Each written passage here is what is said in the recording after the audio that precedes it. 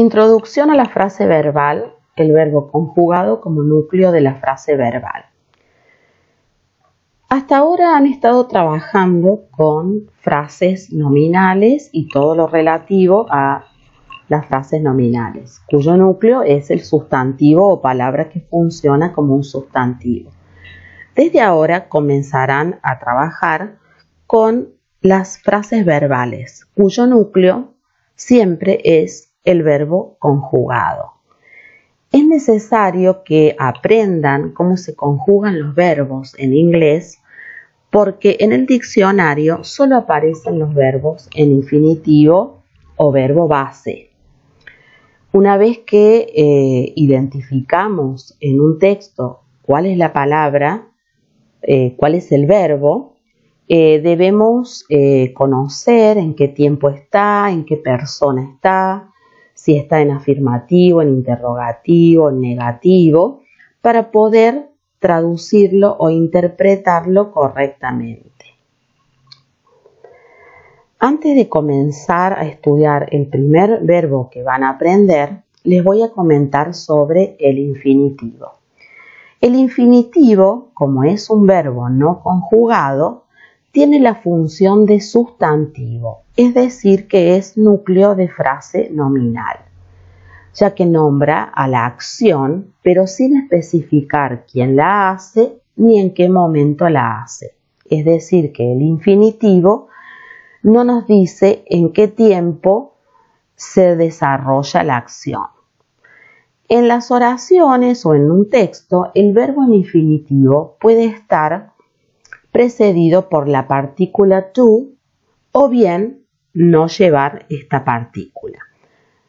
Veamos dos ejemplos de cada caso para que puedan darse cuenta cómo se traduce o se interpreta el infinitivo en inglés.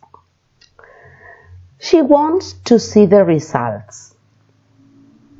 Aquí tenemos she, un pronombre personal, wants, el verbo principal, y luego tenemos un infinitivo que está cumpliendo la función de frase nominal y luego otra frase nominal. La traducción, ella puede omitirse ya que, el pronombre puede omitirse ya que en español los verbos tienen inflexiones que nos dicen en qué persona realiza la acción. Entonces, ella o simplemente quiere ver los resultados. Como podemos ver, el infinitivo en inglés se traduce como el infinitivo en español. I want to know the truth. Quiero conocer la verdad. To know significa conocer o saber y, como vemos, se traduce como el infinitivo en español. Veamos dos ejemplos sin la partícula to. She can obtain better grades. En este caso, está siguiendo a un verbo defectivo que ya estudiarán más adelante y el verbo en infinitivo se traduce de la misma manera que el infinitivo en español. Puede obtener mejores resultados. We heard them close the door. Lo escuchamos cerrar la puerta. Bueno, el primer verbo que van a aprender es el verbo to be en presente, en pasado y en futuro.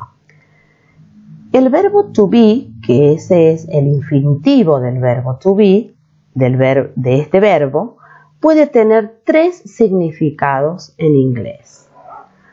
Puede querer decir ser, estar o tener, aunque el último significado, tener, es el menos utilizado, ya que se usa solamente en una ocasión. Ahora vemos algunos ejemplos. Con el significado de ser, Mr. Christensen is a very successful professional. El señor Christensen es un profesional muy exitoso. Veamos un ejemplo con el significado estar.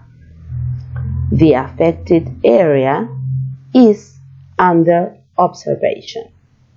El área afectada está bajo observación. Y el significado tener solamente se utiliza cuando se especifica la edad de algo o de alguien. Por ejemplo, Garrahan Hospital is 32 years old. El Hospital Garrahan tiene 32 años. Como podemos ver, el mismo verbo y la misma forma del verbo to be se ha empleado en las 3 oraciones de ejemplo, pero las 3 se traducen o interpretan de distinta manera. Por eso es muy importante ver el contexto en el que se encuentra el verbo para ver cómo lo traducimos o interpretamos. El verbo to be en presente. El verbo to be en presente puede tener 3 formas, dependiendo del pronombre o la frase nominal que funciona como sujeto que realiza la acción. Puede ser la forma am, is o are. Veamos la conjugación en el afirmativo, en el interrogativo y en el negativo. Estos son los pronombres personales y de acuerdo al pronombre será la conjugación. I am, you are, he is, she is, it is, we are, you are, they are. Estas personas están en plural y estas personas están en singular. I es la primera persona del singular, you la segunda persona del singular y he, she e it son las terceras personas del singular. We es la primera persona del plural, you, que tiene la misma forma que el you de singular, you es la segunda persona del plural y they es la tercera persona del plural. Bien, en el interrogativo, en inglés hay una característica especial que es que el verbo pasa adelante. ¿Sí? Más adelante conocerán tiempos verbales que tienen auxiliares y ahí podrán ver también que los auxiliares se utilizan, comienzan la oración en interrogativo comienza con el auxiliar. Am I? Are you? Is she? Bueno, y las demás. No voy a decir todos porque si no se va a hacer muy extenso el video. Y en el negativo simplemente se agrega la partícula not al verbo to be. I am not, you are not, he is not. ¿Cómo se traduciría esto? Veamos algunos ejemplos. Estoy, en este caso, ¿no? I am. Estoy. Soy o tengo. Si estoy hablando de la edad. Veamos este. You are. Tú estás, tú eres o tú tienes. Y así con las demás personas. En el interrogativo se traducen igual que en el afirmativo, solo que cambia la entonación. Veamos el verbo to be en pasado. En pasado este verbo tiene 2 formas, was y were. Bien, veamos en el afirmativo y en las personas en que se usan estas 2 formas. I was, you were, he, she or it was, y para las del plural se utiliza were. La forma del interrogativo es como la del presente que les comenté recién, que el verbo va adelante. Y en el negativo se coloca la partícula not. Entonces, ¿cómo sería, por ejemplo, la traducción de algunas de estas conjugaciones? Yo, o puede omitirse, como les dije recién, el pronombre yo estuve, era o tenía. Depende del contexto de la oración. Tú estuviste, fuiste o tenías. Y así el resto. Tengamos en cuenta algo muy importante. El verbo to be en pasado puede traducirse o interpretarse de dos maneras, dependiendo del contexto, y cuando hacemos la traducción o la interpretación, instantáneamente nos damos cuenta de cuál es la manera más correcta de traducirlo. Veamos en la oración, he was at the conference yesterday. Podemos traducir, él estuvo en la conferencia ayer, que es el pretérito indefinido del español, o él estaba en la conferencia. ¿Qué nos va a dar la pauta de cómo traducirlo? El contexto. Si el contexto no nos da la pauta de cómo traducirlo, cualquiera de las dos opciones es correcta.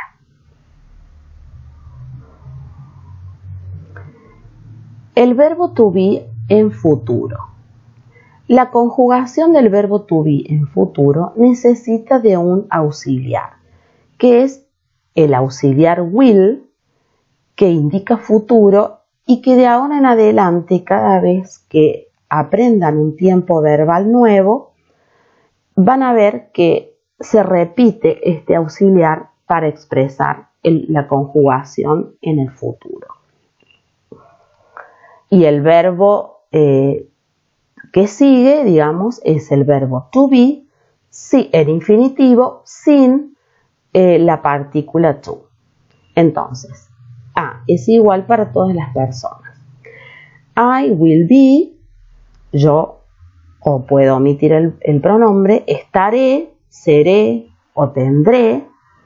You will be, estarás, serás o tendrás. He will be, estará, será o tendrá, y así con las demás. En el interrogativo separamos las dos partes de la frase verbal, ya que el auxiliar va adelante. Luego viene la frase nominal, que funciona como sujeto, y luego el verbo to be. En este caso no hay dos frases verbales, sino que es una frase verbal que está dividida. Veamos en el negativo. En el negativo agregamos la partícula not después del auxiliar, en el auxiliar de futuro. I will not be, no seré, no estaré, no tendré. You will not be, no serás, no estarás, no tendrás. Al igual que en el interrogativo, en donde queda dividida la frase verbal y ambas partes son núcleo, no significa que son dos, sucede en el negativo, en el que la frase verbal está compuesta por tres elementos, pero es una sola frase verbal. Este es el verbo auxiliar que nos dice el tiempo. La partícula not nos está indicando que es el negativo, y luego tenemos el verbo principal, que en este caso es el verbo be. Veamos algunos ejemplos. En presente tenemos esta oración. I am in the cycle of admission to university. Comenzamos la división de frase colocando una barra, luego identificamos la frase verbal, que en este caso es am, el verbo to be, ahí aislamos el verbo, luego tenemos una preposición, luego un determinador que nos indica que comienza una frase nominal, luego tenemos una preposición, la aislamos, luego tenemos otra frase nominal, otra preposición y la última frase nominal.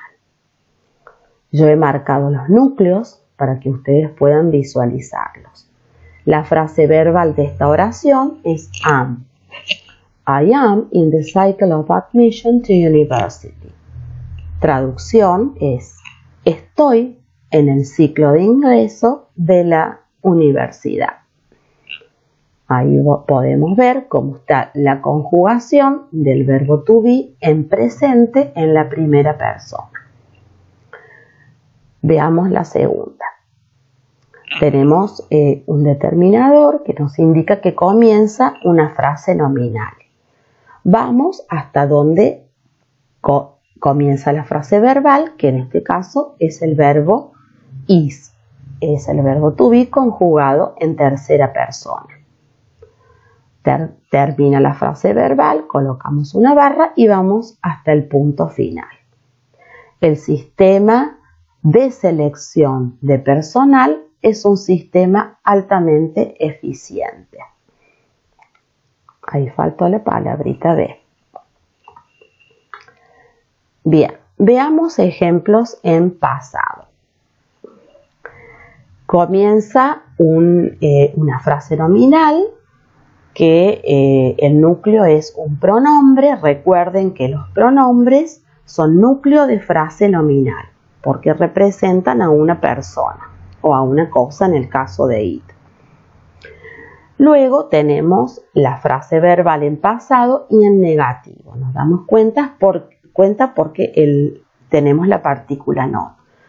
Luego tenemos una preposición y finalmente la última frase nominal. En este caso la frase verbal es were not. Ambas partes son núcleo. Where nos indica el tiempo en que está la frase verbal para traducirla en pasado en este caso, y not nos indica que está en negativo. Como es la traducción, no estaban en peligro. Tenemos otro ejemplo en interrogativo. ¿Por qué en interrogativo? Nos damos cuenta porque comienza la oración con la frase verbal. Was the teacher in his office? Comenzamos la división, identificamos la frase verbal y ahí cortamos. Encontramos un determinador y apenas encontramos un determinador sabemos que comienza una frase nominal. Seguimos hasta la preposición que corta la frase nominal anterior. Y luego tenemos la última frase nominal que termina en el signo de interrogación. ¿Cómo es la traducción? ¿Fue eficiente? Ay, no, se me confunde. La traducción es, ¿estaba el maestro en su oficina? Puede ser el maestro o la maestra, o el profesor, el docente. Teacher puede traducirse de varias maneras. Y bueno, veamos los últimos ejemplitos en futuro. The student's parents will be at school. Aquí tenemos la frase verbal que tiene dos elementos. El auxiliar, que nos indica que está en futuro, y el verbo principal, que es el verbo be, to be. En este caso, comenzamos la división con una barra, ya que tenemos un determinador, y nos damos cuenta de que comienza una frase nominal y seguimos hasta donde encontramos la frase verbal. El núcleo de la primera frase nominal es parents, padres, y tiene un premodificador caso posesivo o genitivo. Los padres del estudiante estarán en la escuela. El segundo ejemplo tiene como, comienza con el auxiliar. Entonces nos damos cuenta de que es una pregunta, más allá de que también nos damos cuenta de que es una pregunta porque tenemos el signo de interrogación. Entonces, comenzamos separando el primer elemento de la frase verbal y luego nos encontramos con el pronombre que es núcleo de frase nominal. Entonces lo aislamos. Y encontramos la segunda parte de la frase verbal. En este caso, tanto will como be son núcleo de la frase verbal. Y así seguimos la división hasta el final. El significado, la manera de traducir esta oración en interrogativo es: ¿tendrás 30 años para diciembre? Algo que es importante que ustedes conozcan es que los pronombres pueden ser reemplazados por frases nominales en las oraciones o en los textos que ustedes tengan que trabajar. En las tablas que les mostré recién, utilizaba los pronombres para mostrarles la conjugación. Pero también sucede que, por ejemplo, el pronombre she, que significa ella, también puede ser the doctor, my sister o cualquier frase nominal que esté representando a she, ¿sí? En el caso de he, puede ser my son, the patient o cualquier frase nominal que represente a ese pronombre, él. Y así con los demás. Por ejemplo, en el caso de it se utiliza para cosas inanimadas o para animales. Entonces también podría ser representado por una frase nominal como the university, the procedure, the dog, etc. En el caso de they, que significa ellos, puede estar representado por the students, al estar en plural significa ellos, those machines, aquellas máquinas que también serían ellas, o cualquier frase nominal que esté representando a they. Y en el caso de we, en el que me incluyo a mí, porque we significa nosotros, puede ser the teachers and I, los docentes y yo. En este caso, al incluirme a mí y estar el pronombre personal, I, esto está reemplazando a we.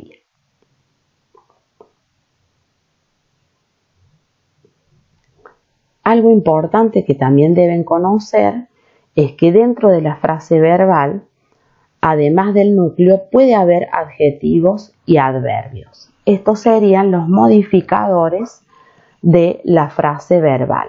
Así como la frase nominal tiene varios tipos de premodificadores y posmodificadores, la frase verbal también puede tener sus modificadores.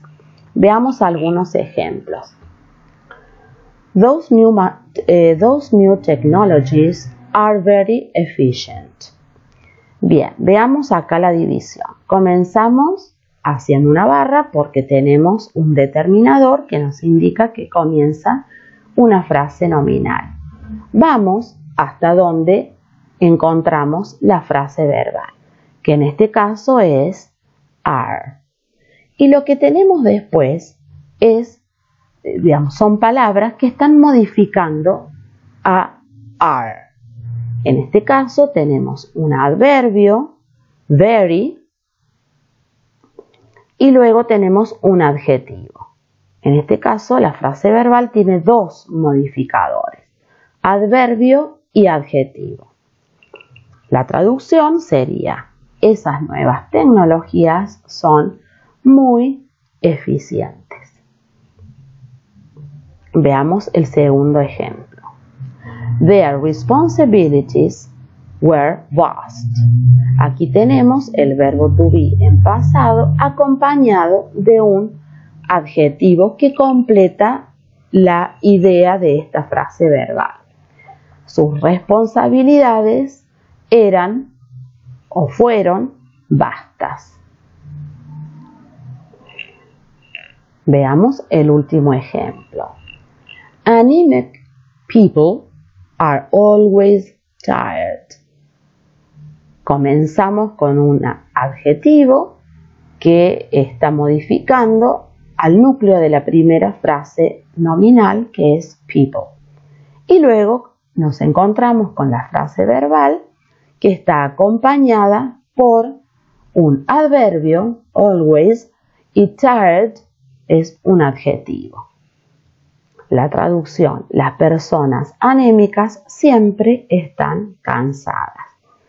Cuidado que cuando ustedes marcan los núcleos de las frases, por ejemplo, en este caso, en el primer ejemplo que tenemos el verbo to be con un adverbio y un adjetivo, el núcleo es solo el verbo, ¿sí? Are. Igual que en este caso, el núcleo es were, y en el caso del último ejemplo, el núcleo es are. Lo demás son modificadores del verbo, pero no son núcleo. También en esta instancia es importante que conozcan que hay palabras en inglés que comienzan con W, la mayoría. En el caso de how no, comienza con la H, pero digamos contiene una W. Se llaman las palabras con W, que son palabras que se utilizan para introducir preguntas. Por ejemplo, la palabra who significa quién o quiénes. Who were those men? ¿Quiénes eran esos hombres? Whose indica posesión y significa de quién o de quiénes.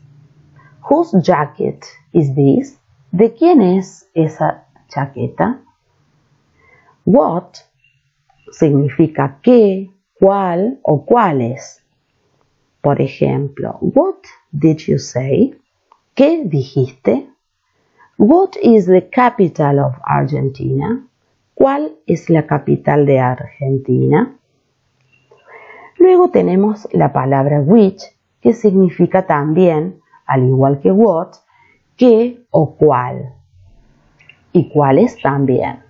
La diferencia que tiene which con what es que which se utiliza para preguntar por algo cuando hay varias opciones. Entonces, veamos el ejemplo. There are 4 jackets. Hay 4 chaquetas.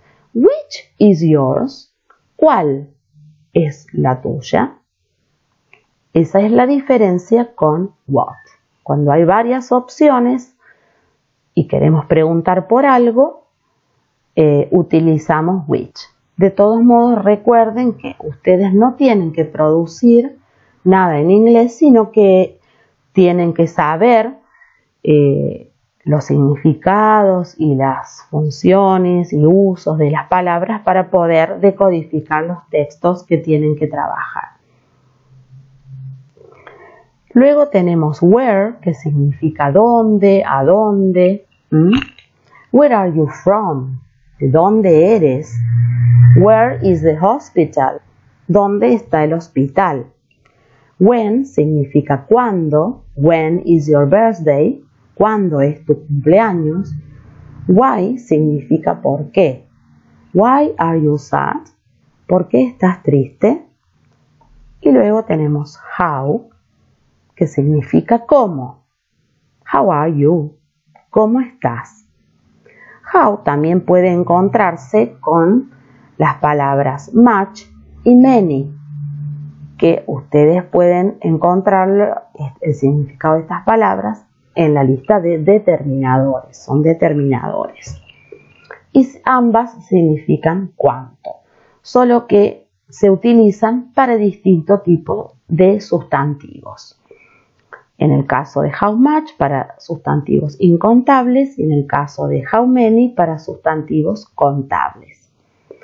Veamos los dos ejemplos. How much water do you drink? ¿Cuánta agua bebes?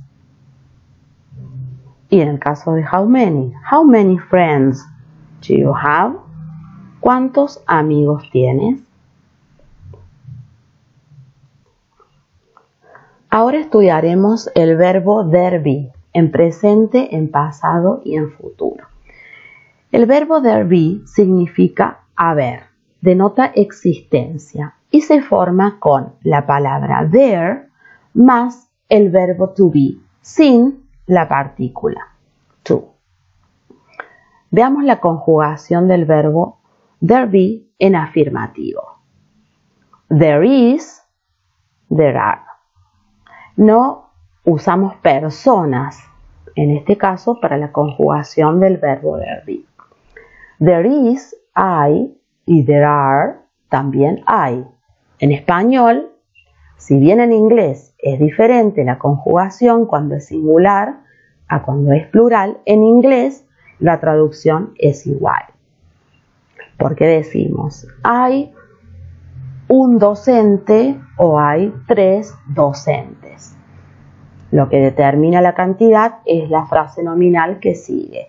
En pasado es there was y there were. Como ven, seguimos la conjugación del verbo to be en pasado, para el pasado de there be. Y en futuro utilizamos el auxiliar will. There will be, habrá. Y en pasado, hubo o había. Son las dos maneras que les mencioné antes de traducir el pasado en inglés. Veamos estos ejemplos y la división de frases. Comenzamos identificando el verbo there be. Cortamos allí porque ahí, digamos, termina la estructura verbal y comienzan frases nominales. Tenemos la primera frase nominal que vamos hasta la preposición, que es uno de los elementos que corta frases. Luego tenemos otra frase nominal, otra preposición y vamos hasta el final. Aquí están subrayados los núcleos, tanto de la frase nominales como de la frase verbal. Veamos que en el caso de la frase verbal, ambos elementos son núcleo. Hay diferentes tipos de roles en una compañía grande. Veamos un ejemplo en pasado. En pasado y en afirmativo. There was, ambos son núcleo, ambas palabras son núcleo. Vamos a subrayar. There was, comienza una frase nominal porque encontramos un determinador que es a. Vamos hasta la preposición que corta y luego vamos hasta el final. There was a mistake in the original text. Hubo o había un error en el texto original. Veamos el último ejemplo. Comienza con una preposición, así que la aislamos. Luego seguimos buscando frases nominales o la frase verbal. Luego nos encontramos con una frase nominal que es December, que significa diciembre, y luego nos encontramos con la frase verbal en futuro. There will be, las 3 palabras son núcleo de la frase nominal, de la frase verbal, perdón. Internal changes, ahí tenemos otra frase nominal, y the company, otra frase nominal. ¿Cómo es la traducción? Para diciembre, esto no va. Para diciembre habrá cambios internos en la compañía. ¿Ven cómo es la conjugación? En el inglés, esta frase verbal está compuesta por 3 elementos, pero al realizar la interpretación o la traducción, solo utilizamos una palabra en español que representa a estas 3 en inglés. Ahora veamos la conjugación del verbo there be en interrogativo. En interrogativo, en la forma interrogativa, el verbo, o sea, la parte verbal, digamos, de la frase, va adelante, como es característico en inglés. Is there, are there, la traducción es hay. En español, recordemos que lo que difiere del afirmativo y el interrogativo en su traducción es más que todo la entonación. Was there, were there, había, hubo, y en el futuro utilizamos el auxiliar. Will there be, habrá. Veamos los ejemplos. Is there a specialist working at this institution? Comenzamos con la frase verbal porque es una pregunta. La aislamos y marcamos los núcleos. El núcleo. En este caso son 2 palabras que funcionan como núcleo, no son 2 frases verbales. Luego identificamos el siguiente elemento que corta, que en este caso es at, o sea que es una preposición, y marcamos el núcleo de la frase nominal. En este caso, specialist es el núcleo y working es un post modificador. Y aquí tenemos la última frase nominal. Traducción. ¿Hay un especialista que trabaje en esta institución? Bueno, veamos una pregunta con el verbo there be en pasado. Identificamos la frase verbal que está compuesta de 2 elementos, pero es solo una frase verbal. Ambos son núcleo. Was there any positive impact of? Tenemos una preposición que corta y seguimos the new political measures. ¿Hubo algún impacto positivo de las nuevas medidas políticas? Aquí también podría ser había algún impacto positivo, ¿sí? Y finalmente tenemos una interrogación en futuro. En este caso, la frase verbal va a estar compuesta por 3 elementos. El auxiliar, que indica que es futuro, y luego los 2 elementos que conforman a la frase verbal haber. Will there be any significant price increase by the end of the month? ¿Habrá algún aumento de precio significativo para fin de mes?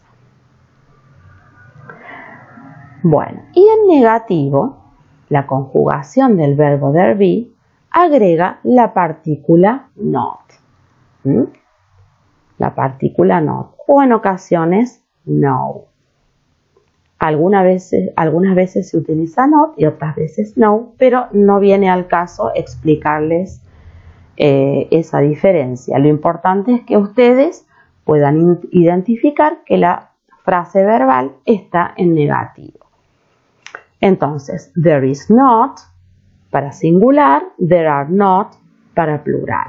La traducción, no hay. En el pasado utilizamos las formas del verbo to be en pasado. There was not or there was no y there were not or there were no. Este es para el singular, o sea, para cuando nos estamos refiriendo a algo que hay en singular, una sola cosa, y este para cuando digamos, a lo que nos vamos a referir sobre su existencia está en plural. Y en futuro, fíjense que acá ya tenemos 4 elementos que conforman a la frase verbal. There, will, que indica futuro, la partícula not y el verbo to be. There will not be. No habrá. Si bien tiene 4 elementos esta frase verbal, no son 4 frases verbales, sino una, ¿sí? Y todas las palabras conforman el núcleo. Veamos los ejemplos. There is no additional cost to people with low incomes. Identificamos la frase verbal. There is no, que está en negativo. Luego identificamos las frases nominales, siguiendo el procedimiento de buscar elementos que corten. Aquí tenemos una preposición, acá otra preposición. Quedan aisladas, listas para interpretar las frases nominales. La traducción sería: no hay costo adicional para personas con bajos ingresos. Veamos un ejemplo en pasado. There was no response to the headmaster's requirements. Aquí tenemos la frase verbal compuesta por 3 elementos, pero es una sola frase verbal. No hubo respuesta a los requisitos del director o a los requerimientos del director. Y finalmente tenemos la frase verbal compuesta por 4 elementos, es el verbo there be, en futuro y negativo. Todas las partes son necesarias para interpretar la frase verbal. There y be es, digamos, la frase verbal en cuestión, y will nos da la pauta del tiempo, que es futuro, y not nos dice que está en negativo. Entonces, con toda esta información, nosotros podemos interpretar esta frase verbal. There will not be enough narcotic drugs available for medical treatment. Veamos que en esta frase nominal, que es bastante larga, tenemos un post modificador. Por eso es importante identificar los núcleos de las frases, tanto de nominales como de verbales, para poder interpretarlas. Veamos la traducción. No habrá suficientes narcóticos disponibles para tratamiento médico. O sea, yo omití acá colocar drogas porque narcotic drugs puede directamente traducirse como narcóticos. Si no, podría ser: no habrá suficientes drogas narcóticas disponibles para tratamiento médico.